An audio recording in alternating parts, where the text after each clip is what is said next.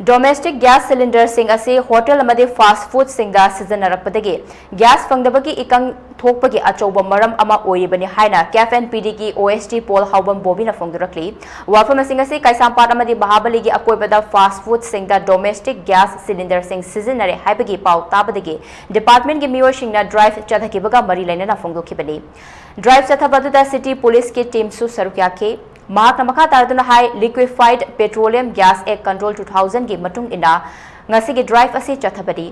domestic gas cylinder sing ase maru oina government na yum singda sijanana ba pirakpani hotel fast food amadi chana thakna ba yoliba singi oina de commercial gas sijanagabani drive chathabadu da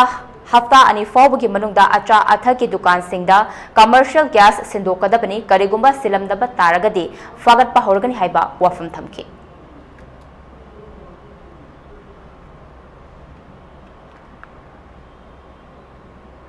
2000 gi matung ina any kind of the back ta amasung akoi naron da la na sinariba singse akoi na gas singse akoi search and assist tawgi akoi da kan order ma laise adugi makha da akoi na chathajabani ngasi gi drive ase adu akoi na appeal tawjening madi akoi na any hotel leibiriba restaurant leibiriba fast food leibiriba kangu singse na moina akoi gi domestic gas size di magi purpose di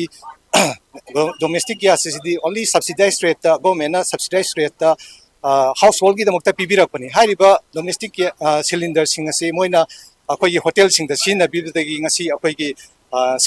scarcity tholokpai gi kano masisu factor achobo ma oi aduna masi akoi na 2 weeks ki matung degi de akoi phaba hokjarani domestic sin da yam thengnai ngasi se ayambana